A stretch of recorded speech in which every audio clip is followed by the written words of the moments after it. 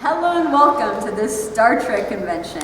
I'm Heather Ferris, your unofficial host for STLV 2019, and I am joined here with Fred and Rocky. So the next panel, it is Spock and Sarek. You still got it right. Yes! Awesome, two in a row. So please join us, watch the panel, check it out, and then join us at the very end for our commentary, and we hope you enjoy it. I had no idea that this was so big. Yeah. Because backstage, we could just see this guy. I thought there was a little room, so. Welcome to Star Trek Las Vegas. Hello, to see you. Are you entertained? Right here, 2000. And ladies and gentlemen, please give it up for Ethan Peck.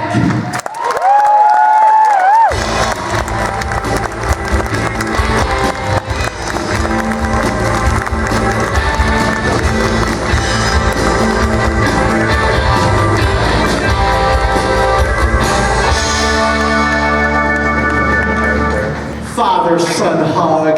By the way, you guys look alike. I mean, like the casting on this is just fantastic. All right, I just gotta say, let's just cut to the chase for a second here. So you get the script for the season finale, season 2 finale, and you just read through the script, the stakes, the epicness of it all, and then you got to the last moment where Discovery just goes, whoosh. What'd you guys think? What was your take, your first impression when you read that last part of the season 2 finale screenplay? I wasn't in it, so I didn't read it. Still no? No, I wasn't. Yeah, I mean, it was kind of mind-blowing, and but it was more mind-blowing, I remember watching it, because they had a screening on the big screen. And it's so cinematic, it was so fantastic to see it, on that scale. Like, everyone should see it on the big screen. And after that, there were a lot of people saying, wow, we should do screenings in theaters of the whole.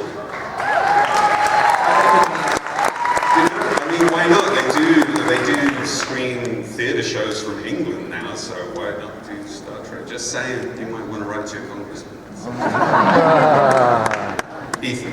Yeah, I was actually told about what would happen at the end of the season at a dinner that I had with Alex Kurtzman and a bunch of the higher-ups, the producers and stuff. And he kind of took me through those final moments, and I remember being like almost moved to tears, because this has been such an emotional and incredible journey for me.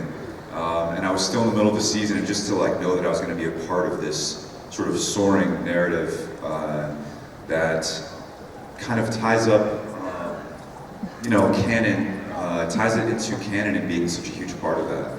I was just like, I don't know, this is all so surreal, it's like living the dream, so it's been pretty continuous, and that was one of the first ones where I was like, this is going to be really special, and I can't believe I get to be a part of it. Well, season 2, obviously, one of the things that we were really looking forward to was seeing both of you together, seeing Spock and Sarek together. So tell us about the first time that you met just as actors and the first scene that you shot together. Well, I think we spoke on the phone first. James's wife directed my first episode, which was really cool, Marta Cunningham, and she put me in touch with him.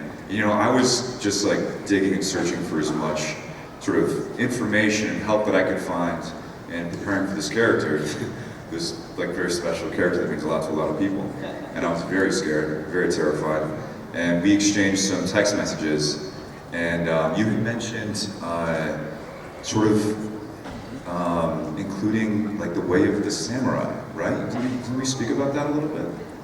This nobility and respect for the samurai? That was a really good note. I don't remember that. That was a great note, yeah, it was very cool. Oh, I should be using that in my interviews tomorrow. Thanks for reminding me. You're welcome. But yeah, and then when did we meet? I think I met you in prosthetics in the trailer for the first day. That day. Yeah. And then I remember you came out and you had the ears on and the hair, and eyebrows, and you're like... Terror in my eyes. Yeah, and you're like, I mean, do I look ridiculous? And I was like, yeah, but you know what, it's okay. Just roll with it. It looks fine on screen, trust me. Yeah, I actually have a really good photo of us from that first day, or our only day.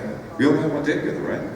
Yeah, we did because, as you all know, there is the backstory which we had to honor, which is that they had not been speaking for 18 years, and so they had created a scene in which Spock was so far gone because he was in his trauma that I couldn't relate to him. But we were in the same room, we were in the same scene, we spent the whole day on set together, and then we got to know each other really well, really quickly, and stayed friends.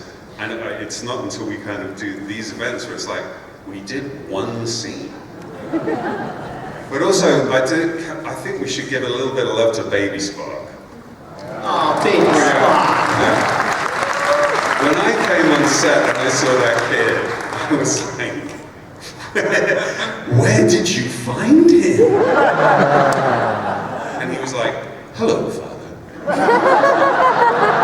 He was so perfect. I'm like, dude, you're awesome. Just go. Do your thing. So I got to film with him too, because there's the flashback, and I really wanted him to feel, I guess he'd already been on set with you, but you know, I feel like when there's a kid on set, you want them to feel comfortable and safe and whatever. And I was always like, hey man, like, you doing okay? Like, anything you need from me? And he was like, no, thank you. He was like so polite and so logical and just like not needing anything. You know, I want to ask, so you know, obviously Leonard Nimoy and Mark Leonard, and then you have Zachary Quinto and Ben Cross from the Kelvin timeline movies. So, you know, even though you only had the one scene together, you still had to establish your own version of their relationship that would stand different from those relationships, but also sort of be familiar to people who are very well versed in those relationships. So, how much freedom did you have to obviously establish your own version of that, but you know, you still gotta like tip your hat to the originals? Truly, we're just winging it. Yeah, I believe that. We really are. You know, it's the real work is done in the writing, and they've done such a fantastic job of creating that, you know, that segue into all these different character beats, and they've also done, I mean, such a brilliant job on creating Michael Burnham and her relationship with Sarek, and with Amanda, and so we had this kind of family unit that was already built up. And so when Ethan came in, it just kind of slotted into place. It had all been, the writing on this, I think, is exceptional. So we're very heavily supportive. Yeah, I want to ask, so when we first see Spock in season 2, he's obviously not the Spock that we are familiar with. So Ethan, was that sort of liberating a little, that you didn't have to jump right into playing a version of the Spock that everyone knew? Yeah, very much so. I mean, hats off to Zachary Quinto for just jumping right into that, because I had the pleasure of the convenience, not the convenience, the gift of him being so unwrapped at the beginning of the season, and then kind of earning my way to eventually what becomes Nimoy's Spock, but in his direction. Yeah, so I was very glad. At first I was surprised, obviously, by the beard. I got a call from Alex and he was like, don't shave. And I was like, what? Like, I'm playing Spock, right? And then it ended up staying. You know, I thought that beard was gonna go away after a couple of episodes. But yeah, I'm so grateful that I got to live in that space with that character for so long. And as I said, earn my way to the Spock that we know and love. Did you ever meet Zachary Quinto? We met very, very briefly. This is so Hollywood. We met at like at an Oscar party, like for 5 seconds. And he was like passing by. We'd actually exchanged phone calls, but his schedule was crazy, my schedule was crazy. And it was in passing. And I didn't realize he was so tall, first of all. He's like 6'3" or 6'2". And I was like, Zach, what's up? It's me, it's Ethan. And we had this great moment. And did you like go, Spock? Hey Spock, what's up Spock? Not quite, but he did. Did you get a selfie? No.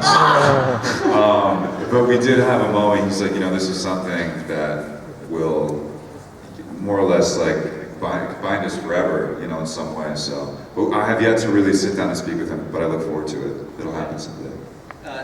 I want to ask, so season 1 to season 2, from the moment the first episode of season 2 started, the moment that Anson Mount, as Captain Pike, stepped off the transporter platform, like, this is going to be a different show, this show is going in a completely different direction. So, both of you, because you were there from the beginning of the first season, like, what did you feel, what kind of differences did you feel in moving forward on production on season 2, with all the changes that were going on, with your coming on, with Anson Mount being there? That's a big question to answer. Because they rolled it out. I mean, we get the scripts relatively late to shooting, don't you think? I arrived when that stopped happening. Okay. So, because they would, I heard that sometimes you would get them like the day before and would have speeches. Yeah. Right. I got mine like weeks in advance. Oh wow. Thank Okay. goodness. So I mean, a lot of the time in season 1, we'd get the script the day before or the week before, and we really didn't know how that was going to evolve. But I was really excited to see what was going to happen in season 1, because at the end, when I read the end of season 1 finale, it was like, and then the Enterprise shows up. I was like, what? How are they going to do that? What's going to happen? I had to wait 9 months. But I love what they did. I think it was so bold and so brilliant. And the whole Red Angel thing and the way that paid off. Bearded Spock. It's Spock! Did hipster Spock. I know you have discussed this elsewhere, we've talked about it elsewhere, but how you got the role, the meeting you had with Nimoy's family, can you just take us through that? Yeah, I mean, you mean from casting and all of that? Just like when you I'll give it your broad audition, strokes. Yeah. and who told you you got the role? Who was the first person you told? Yeah, so I had an audition that I had to put on tape. Right, we have to sometimes either go in and audition for something, sometimes we have to make a tape ourselves of the scenes that they give us to audition with. And I sent in a tape for this codenamed project. I knew that it was Star Trek. I didn't know what character it was for though. And in retrospect, it's like very obvious, but it was Tom the Andorian. Was like, it's how Spock was disguised in the audition sides. And so I made a tape, and then I went in for the showrunners, and then I went in again, and they wrote me a new scene for that final audition. And from that scene, I could discern that it was Spock, and I was just like, I couldn't believe I was that far along in the process with such an iconic character, right? Because this is a role that you dream of as an actor that does really incredible things for you and gives you such a rarefied life experience. And I was also really scared because taking on this character is a huge responsibility, and I didn't feel that I was up to it necessarily. Obviously, Kurtzman did, and that was, that faith was so instrumental in my really diving wholeheartedly into it. But so after the final audition, which I blacked out for because I was so terrified, I got a text message the next day from Orly Sidowitz, who's the casting director, and it just said, "Welcome aboard, Mr. Spock." And I was like, I was walking around in my apartment. I'd actually just come out of a massage because it's been a stressful week, and I sat down in the crib and I cried for 10 minutes because I was so overwhelmed and so overjoyed. And as I said, that's the moment you wait for, is to get this kind of role and that can potentially change your life and make things more comfortable for you. And then the next week, CBS set up this meeting with Julie and Adam Nimoy and their partners. And that was also totally surreal and insane. I was driving over the 405 South. I grew up in LA, and it was at this restaurant that I grew up going to with my high school sports teams, right near my high school. And so it was just all very surreal, and they were so warm and lovely. And actually I saw Terry today, who's married to Adam. I'm sure you guys have seen her. She's so wonderful. They all were so wonderful. They're all so warm and so curious, and I think I was, I had doubts about whether or not I'd be able to do it, like really do it. And I think we were all just there kind of like, well, like, here goes. Wish you the best. But it was such an amazing meeting, and it was sort of the first step in feeling like worthy of doing it. And I feel like they really gave that to me, and it was huge for me. So, wow. Applause for that. Also, I mean, how great is Ethan at Spock?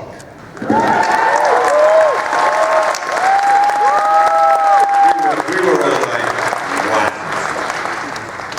Whoa. And how great is James as Sarek? I was so nervous he was going to say that next, and then there was going to be like that. And I was going to have to go like that to try and amplify it. But here's the thing, so when they created the character of Spock in 1964, the Cage pilot was filmed in December of 1964. So everyone talks about 66 being the year, it was 64. But, Leonard was there from the beginning.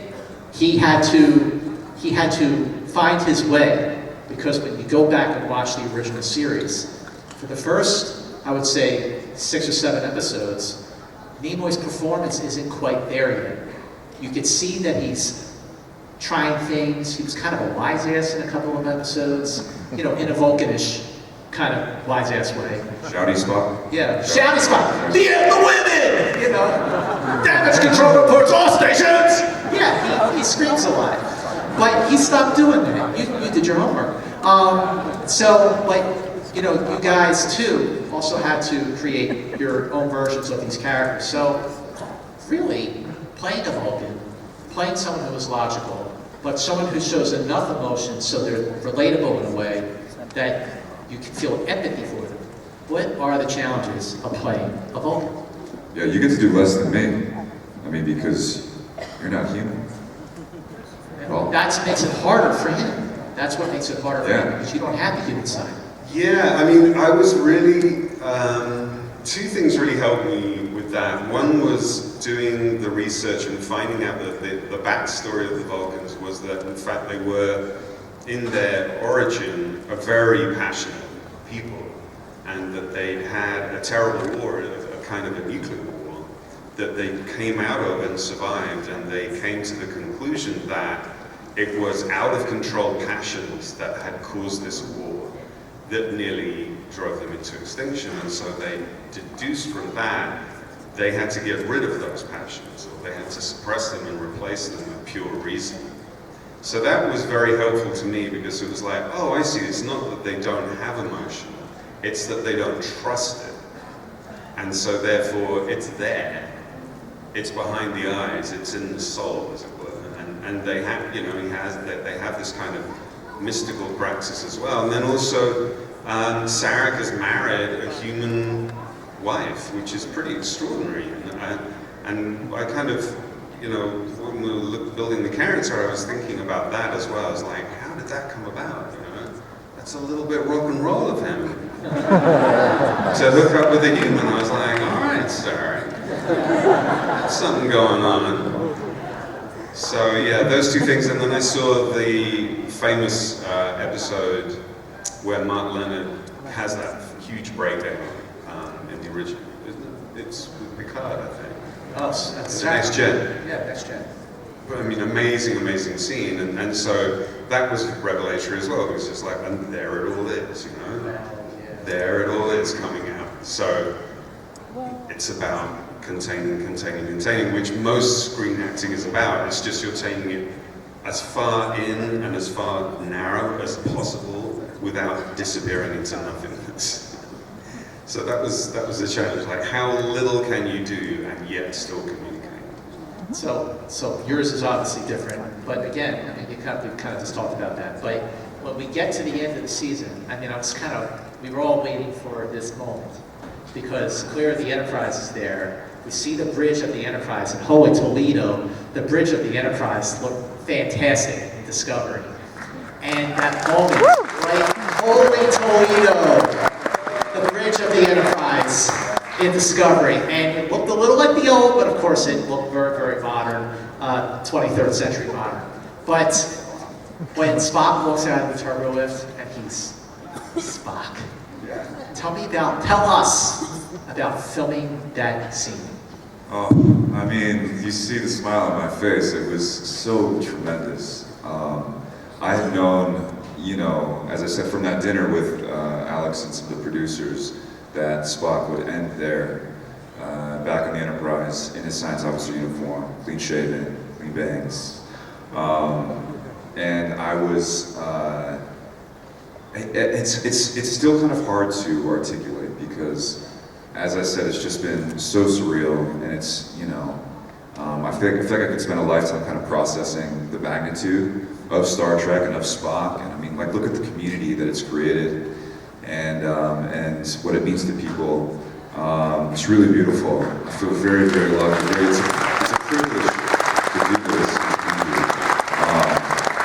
But yeah, so that was like, it was only one day that we filmed with the clean-shaven look, and the first day I came out on set with that look, people didn't recognize me, which was like really kind of fun and cool. Like I got to surprise everybody and like meet everybody again because I had the beard the whole time.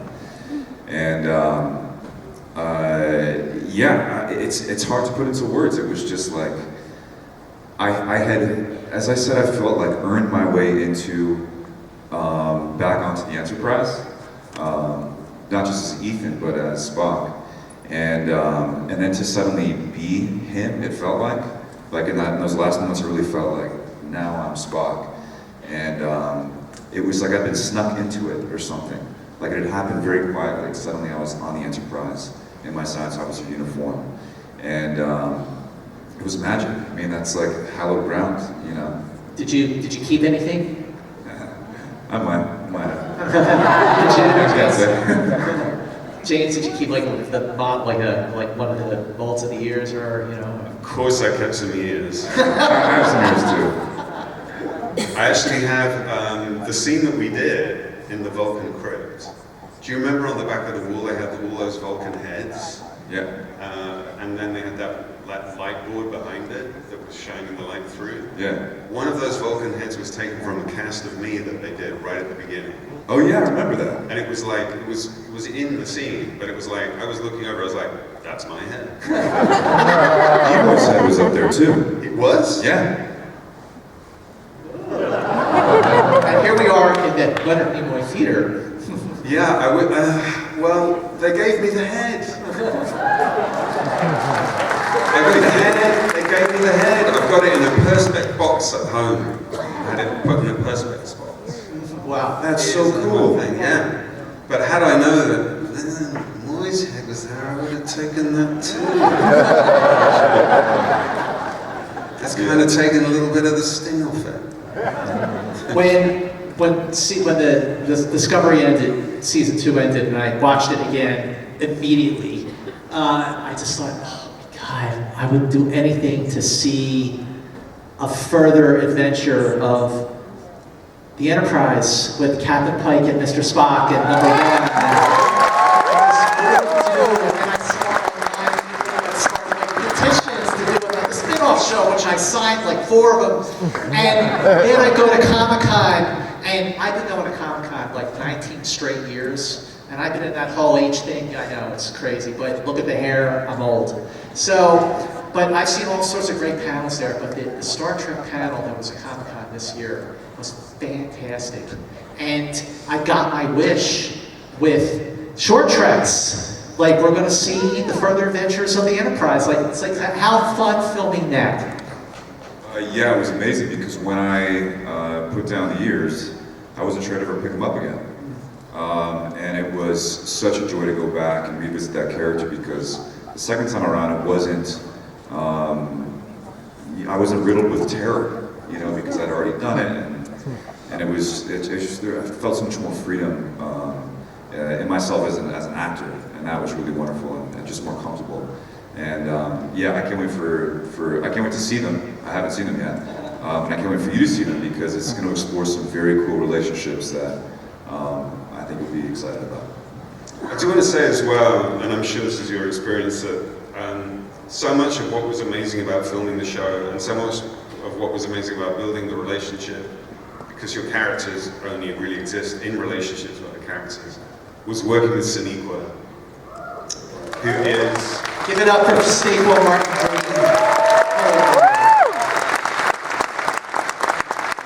I can't say enough good things about Sonequa. She's an incredible actress, but she is a really warm, beautiful human being. And she is so generous and so giving and so present. And so working with her was a huge part of building those characters and building those relationships. And I'm sure you feel the same.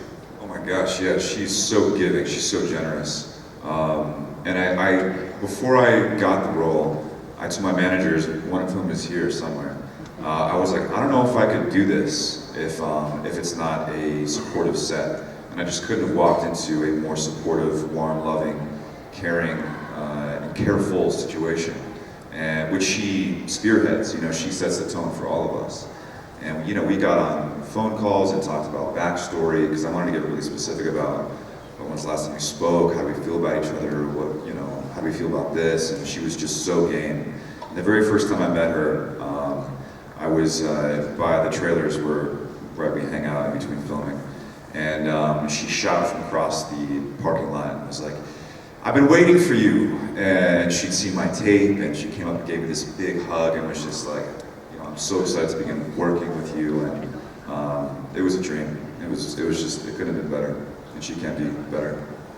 Sonequa Martin, over the course of all these shows and movies, is one of the absolute finest actors to ever grace a Star Trek stage. She is just so... Yeah, I think the body of work that she has ahead of her is going to be exceptional. I think she is in the absolute highest rank of actors. Yeah, she's really started. And it was a privilege to work with her. One of the most touching moments between the two seasons that we've seen so far is when Michael says to Spock, find that person who seems farthest from you and reach for them. Let them guide you. Obviously, that is a harbinger for meeting James T. Kirk.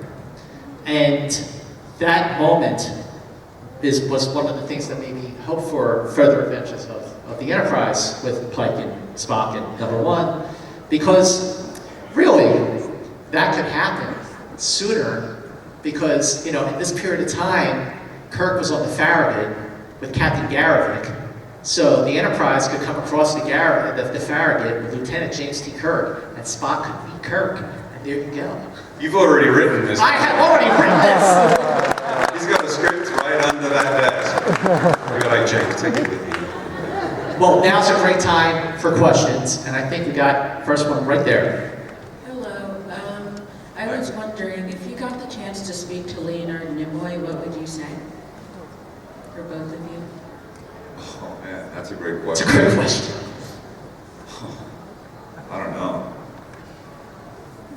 So like, what's up, Nimoy? Yeah, I'd be like, hey, what's up? How are you? No, I mean, I'd have so much to say. I feel like emotionally connected about it. You know, he's created this character, yeah, I don't know, I'd be a little dumbstruck. I'd probably just thank him.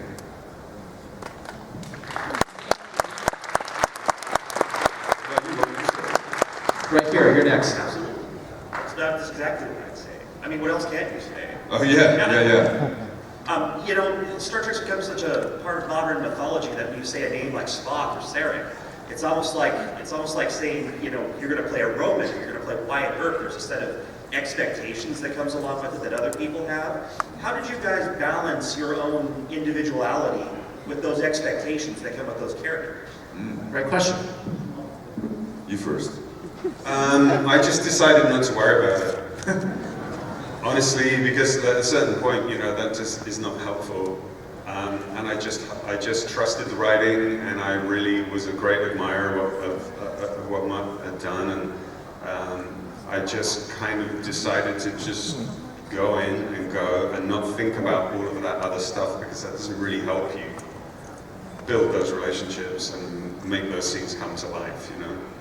So at a certain point you have to just put that to one side.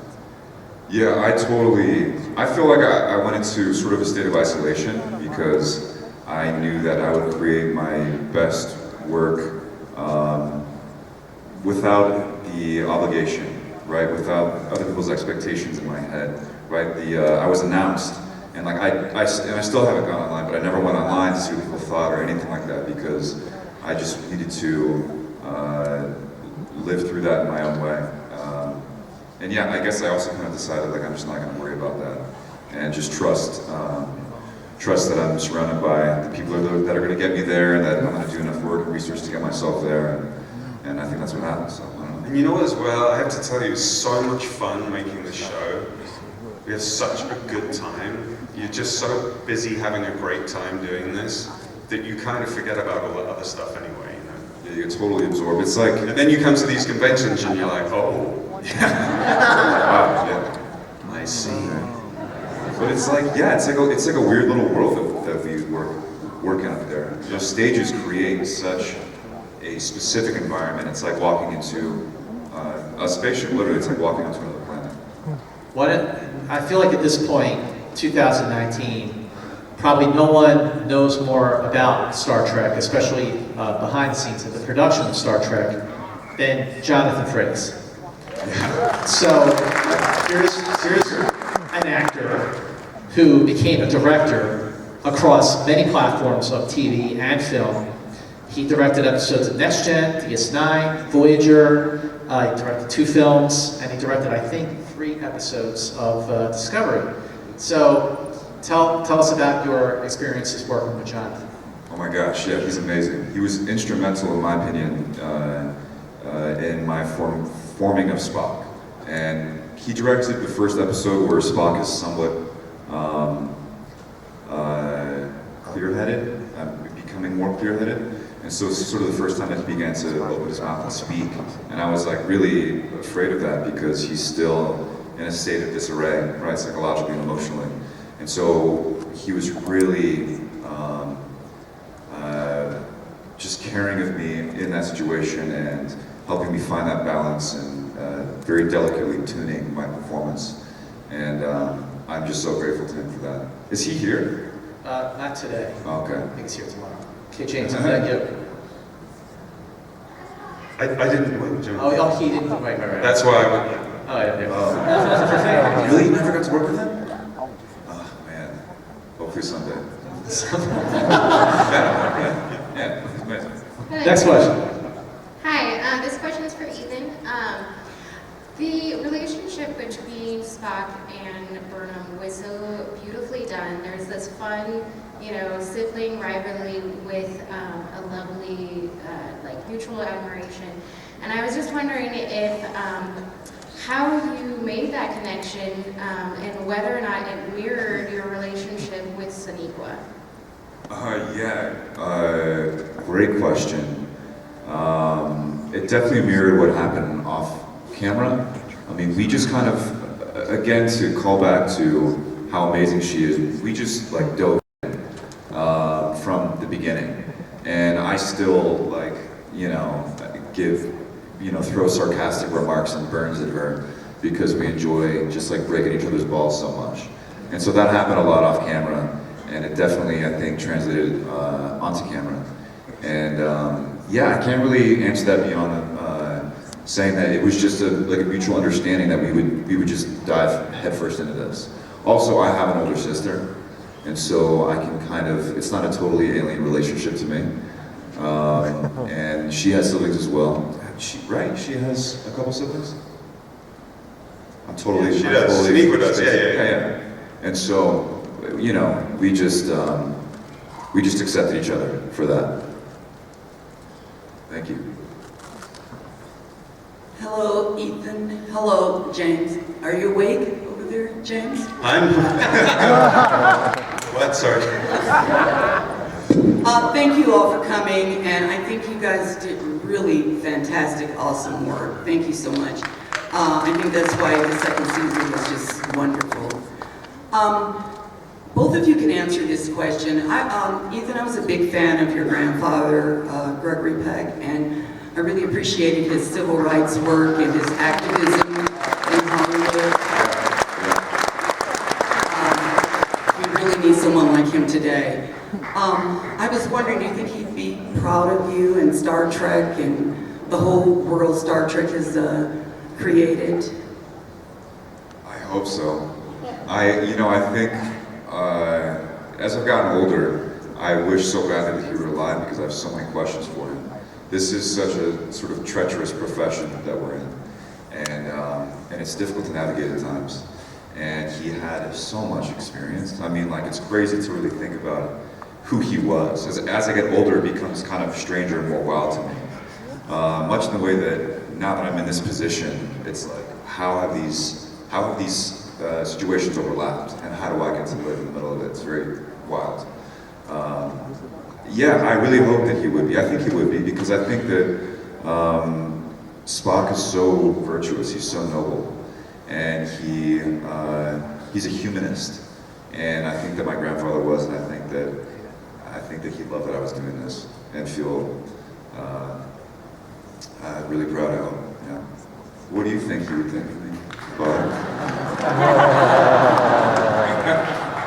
Did you ever meet him? No. Of course he'd be proud. Come on. But I think also, to your point, he would appreciate Star Trek's vision. It's a very positive version of the future, and that we're still putting out there, where we're not divided and turned against each other, where we're working together, and where people are seeking to make connections and build families and build societies. I think that's very much in keeping with the civil rights vision, and I think that he would have appreciated that a lot. Yeah, and embracing our differences and seeing them as strengths and not hindrances. Thank you. Back this way. I have a lot of Star Trek fan coworkers, and we are very, very curious about one thing that's driving us crazy all season. Where's Sarek? Did that movie actually happen? Yes. We can't tell. Can't tell you. I was going to say that. We know, and we can't tell you. I wish we did, though. There are snipers in the building. We are sworn to a certain amount of secrecy. I'm so sorry. Next question, back this way. Hello.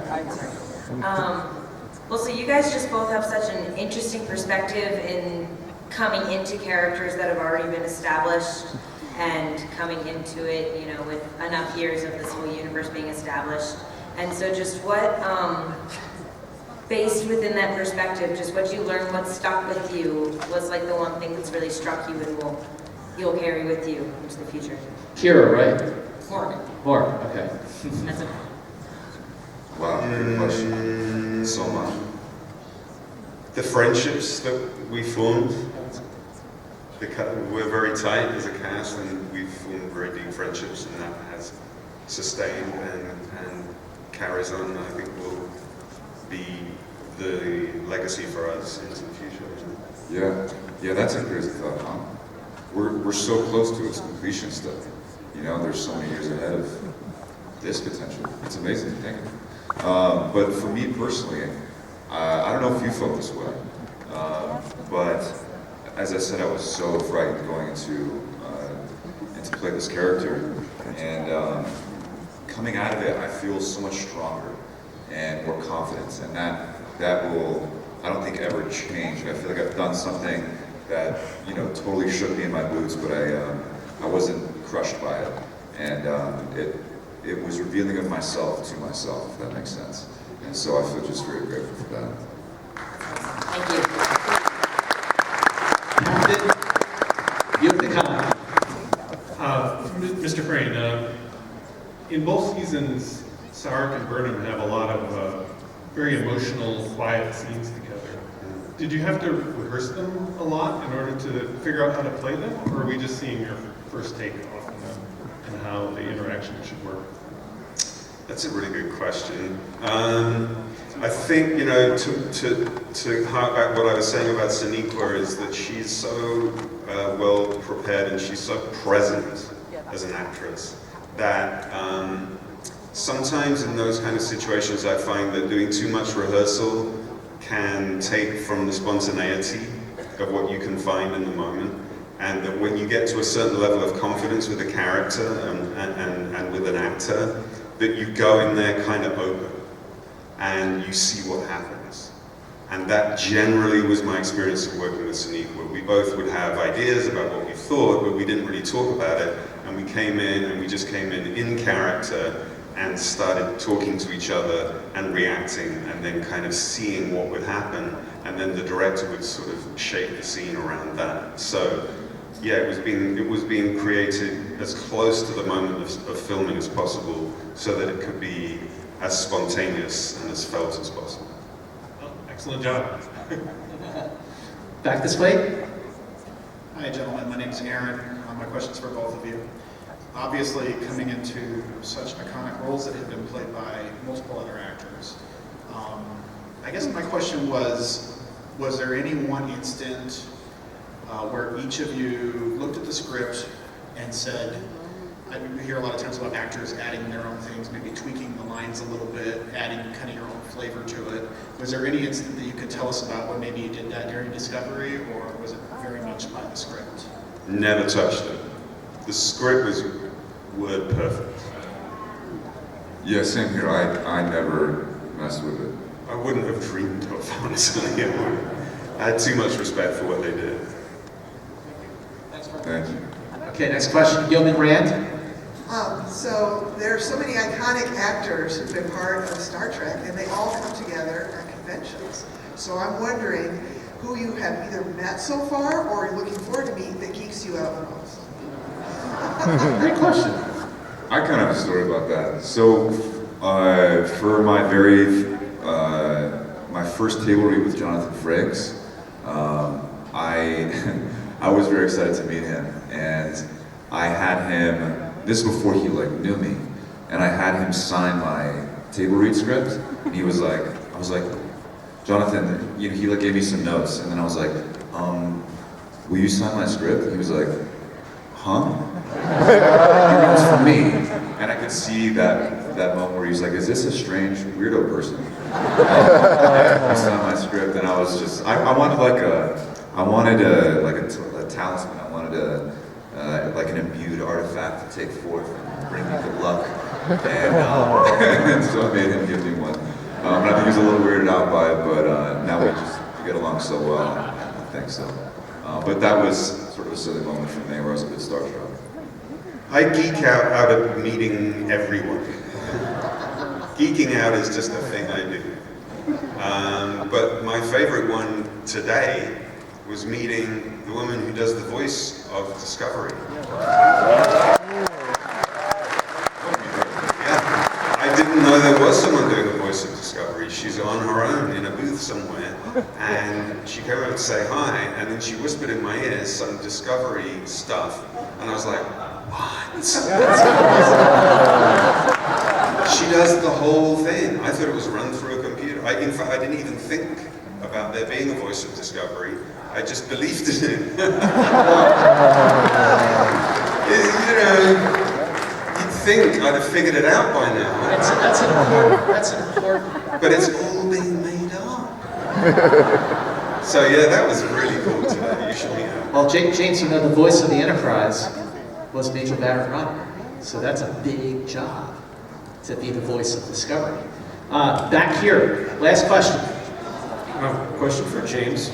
I hope this doesn't come off like an OCD question, but in the 30 or 50 years of Star Trek with Mark Leonard and Ben Cross, the pronunciation of the name has always been Sarek. In Discovery, particularly Sonequa, she keeps saying Sarek, and I didn't know if you noticed perhaps maybe the differentiation in the pronunciations, because every time I hear it, it's very noticeable, and I just was wondering if you and the other members of the cast noticed it. Not until now. We can always reshoot. So just dub it. Potato, potato. Sorry. All right, we do have one more question. This is the last one. Hey Scott, how you doing? How are you? This question's for James. You talked earlier about how you prepared for your role as Sarek. Alright, keep laughing. How did you compare to prepare for that role compared to your role at Orphan Black, which was such a convoluted role? I find these questions so hard to answer because it's such it's such a sort of intuitive and internal and kind of private process that happens when you're kind of feeling your way into a part. It's especially for me, you know, I do a certain amount of research and a certain amount of thinking, but then the rest of it is just kind of feeling my way into it. And so, honestly, every part that I've done, I approach that way. I kind of figure out what the kind of structure of it is, and then I'm literally trying to feel my way in. And then at a certain point, I can feel that the character has taken over. But a lot of the time, I'm not really conscious of that process happening, and I just kind of have to trust that it is. Every now and then, I'm like, is it happening? We start shooting in a week. But then it sort of happens, and so it's okay. But yeah, it wasn't radically different preparing for Ferdinand, but it was quite similar because it was, you know, again, working with a powerhouse actress who was phenomenal and very generous and present, and working with tremendous scripts. So, you know, the work of the character has really been begun by the writers, and they provide the scaffold. I always say that it comes down to the writers, the real creators of the character. Well, those writers have their work cut out for them because, you know, like, just when you saw that Discovery went 950 years into the future, like, that opens up... 950 years? Yes, 950 years. How did you figure that out? They said it. What you're saying is you listened to what they said? I watched it twice. But so it just opens up so many possibilities. Like, first of all, it's definitely the furthest into the future that any Star Trek show has gone. But also, like, is the Federation still even around? You know, have we explored more of the galaxy? I mean, who knows? Like, what would you, like, when you read that it just went into the future, like, what did you think, like... Well, we don't even know if they made it. I mean, they may just be like puddles of flesh on the ground. Just, like 950 years is a really long time. But we'll see, and it won't be much of a season 3 if that's the case. But it's always a risk. Time travel, I'm just saying. I think one of the most exciting parts of it is designing what the props will be. Right? Oh, like, yeah. Think about that. Yeah. That's crazy. Totally. What will phasers look like? What will anything look like? What will the Enterprise look like? I have seen some of the props. Yeah. What do they look like? Yeah, what? What do they look like? I can't tell you. Oh. They're really cool though. It better be, right? I hope so. Well, ladies and gentlemen, give it up right now. James Frain, Ethan Peck, ladies and gentlemen.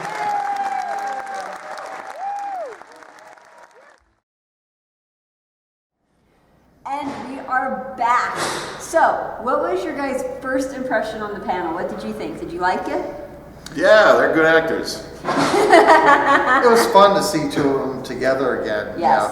You know, Spock and his father, Sarek. Mm-hmm. Yeah, and I was really surprised too because I thought Sarek was going to be a lot older. Yeah. I'm wondering what the actual age difference is of the actors. I didn't bother to Google it, so. But they look so similar. They Yeah. both look so young. I was really surprised by that. You put them in makeup, though. Yeah. And then Vulcans age gracefully. So, you know, you can have a 103-year-old Vulcan that looks, you know, 20-something. Sure. Yeah, I can't think of any old Vulcan, really. Yeah, Like, well, I mean, they get older after a while. but they all look good. They look great, yeah. Yeah. It's that green blood. But again, it's due to the magic of makeup, you know, it's I mean, that's part what it comes to. Yeah, definitely. And they did some really, really good makeup on there. I was actually pretty impressed with not just the makeup, but how they played the character as well. They did a pretty good job, although I have to say I am going to rant about the facial hair on Spock. Oh, you don't like that? Well, you know, it's kind of a broken rule because the mirror universe Spock should have the facial hair. That's true. Right? The Exactly. regular universe Yes. shouldn't be facial haired. Yep. It does seem a little off, but you know, the kids like facial hair these days, right? I don't know. It might work. Example number one. Hopefully it's not a spoiler, but spoiler alert. Spoiler alert. The facial hairs come off toward the end. That's right. That shot at the end. Yeah. Then you see him as the more familiar. Yeah, much better. Now, I'm going to ask a stupid question. I didn't think Vulcans could grow facial hair. Like, no, they can't. Well, I mean, in alternate universe they can, so why not regular? Oh, well, okay. Well, when you put it that way, that totally makes sense then. Yeah. And you know, when they age, I mean, you see them get gray, like, so, I mean, the older Vulcans, so. But to your point, Heather, I guess I can't think of another episode where we've seen Vulcans with beards. Besides the mirror universe? Besides the mirror universe. Does that mean that Spock is from the mirror universe like Lorca was from the mirror universe? Hope not. I don't know. I wouldn't read that much into it. Darn it. I would suggest that maybe it's a cultural preference. I think logically it was a decision made based on pure logic. Exactly. Seems logical to me. Like he logically didn't friggin' shave, so he had a beard. Well, now that we've had this profound discussion on beards. Yeah, right. I would argue it's a cultural preference. Okay. That makes sense. Does it sound logical? That's logical. Works for me. Now, another thing I thought that was really interesting that they were talking about was the first time they ever met was in prosthetics. I can talk. They basically hit it off right away. They got along very well, and they established their relationship pretty well. And they said, for the most part, they were just winging it. What did you guys think?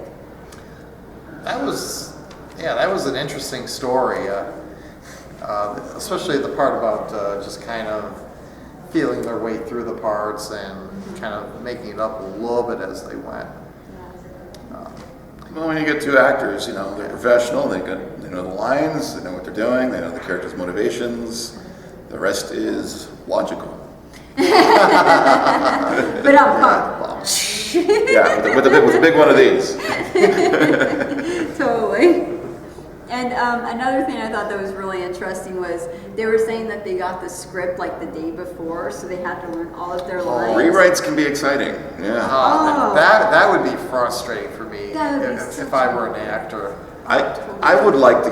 Well, maybe I don't, but I think it would be interesting to hear all the gritty details of all the drama that actually happened behind the scenes, like the stuff they won't tell us because they don't want us to know. But I imagine with a show like Discovery, there's a bit of that. Yeah. And it makes you wonder just a little bit, you know, what exactly happened with this show? Because there were rumors on the internet, not that we like to believe rumors on the internet. Right, everything that from the things changed, people were changed, you know. It sounded like there was actual drama involved. But the end result still is pretty damn cool. Yeah. Exactly, it is. And they were also talking about how exciting it was to be on the bridge from basically Enterprise, the original series. Yeah, the modernized original. The modern. Yeah. But they did pretty close. It's it was dang cool looking set too. Yeah, it just looked brand new and shinier. I mean, you look at the Discovery Bridge, and it's amazing. And then you see, you know, they're going to have to step it up a couple notches for Enterprise. There they did. It was great. We got to see more of it. Definitely. Yeah, I'd like to see what the rest of the ship looks like. And who knows? Maybe we will at some point. And where's the bathroom? There's one bathroom and it's right in the middle of the ship. That's a very good question. Well, you know, you can just use the transporter and beam it out. Well, perfectly cleaned up afterward, sanitary. I think you just found the bathroom. Okay, we're teleporting it out. Here, pee in the cup. Put the cup on the pattern buffer and beam it away. Can they just do it directly from the body? Like, okay, beam it out of the body and into space. Oh, from inside. Oh, that's interesting. We'll give you an A for one little glitch in the transporter matrix, and oh, it could be a little messy. So that's what happened to. I won't go into that. I won't digress too much, but there is another sci-fi series out there where they did add a restroom fairly close to the bridge. So some people have given that a little bit of thought. When you gotta go, you gotta go. You know. Yes. It's important. It is one of those. Let's put it this way: it's not a glamorous detail, but it is important. What does this have to do with Sarek and Spock? Yes. Absolutely nothing. I'm just curious. So let's go back. It was really interesting to hear about their relationship and the brother and sister aspect of it, and how they were basically going about busting their balls the entire time. You know, and they were saying that both actors have siblings, and that sort of helped because then that made it easier. They could just treat him like one of their siblings. As a brother to a younger sister, I understand. Yeah, so they're able to draw on real life experiences. Yeah. If you've got a brother or sister, you totally know exactly what's going on. Yeah, Your head's getting dumped in the toilet. And I've got a couple of siblings too, so I can appreciate that. Nice. And then also too, they talked about there was no improv at all. Everyone was like 100%. They on hit the that script. dialogue. But I think it's interesting because then you look at some of the past Star Trek series, and there was improv in there. But both in the Next Generation, Voyager, Deep Space Nine, when those actors talk about it, they always. I think there's room for some improv, but it's usually the stories that I hear. It takes an act of God to change a word of the script in some of these shows. For all of them though, because I thought like Quark and. I can imagine if you get to a certain point and you've done a couple seasons already, or let's just try this, maybe it'll work. Sure, yeah, you can have something like that happen. But yeah, I think when you're still just trying to just set, I mean, you got the team of writers for Discovery they're writing stuff, and I can see that there's probably not a lot of room for improv. But you never know. Maybe it might sneak depends. something in on, and you don't know. Yeah. It may depend on the particular actor, like how much weight he carries or she carries. And It might also be time too. Like maybe the first season or the second season, they want to be more strict about it, but then as the seasons go by, they might be more loose about it. Because if I remember correctly, and I might be wrong about this, but wasn't Quark and Odo that fantastic relationship that they had? Wasn't there a couple improv moments in there that just they put into the show that was just absolutely hilarious? That's possible, I would think. You got two actors of that caliber, and they know the material. If there's something that's a little bit better than what's on the page, they would take and bring it out for you. Totally, I would see that. I could see that happening too. I can't think of a specific example, but I could easily see that happening. But typically your Star Trek script is right to the letter, because you've got all the technobabble, you've got all the various plots and people, and all the alien names and all that kind of stuff. It's got to be said a certain way with a certain rhythm. It sounds a certain way. Yeah. So I would imagine that there's a lot of right to the letter scripting, and these actors are professional actors that they go right to the letter because that's what they do. They want to know what's on the page. It's their job to say the words that are on there. They're there to put what's on the page right in front of you. That's their job. So that's pretty much all I have. Is there anything else you guys want to talk about before we wrap this up? I'm just surprised you haven't mispronounced Sarek yet. I'm trying not to say it. If I don't say it, I can't mispronounce it. Okay. Totally. She might have said it right there. Or I could just call him Michael. There you go. I've been going around calling everyone Michael today. But Michael Burnham, we're not talking about Michael Burnham. We're No, talking we're just... Anyway. I guess that's an inside joke. That's very inside. You just witnessed an inside joke. Okay. So thank you so much for watching the panel. Thank you for watching the commentary. Really appreciate it. We're sorry.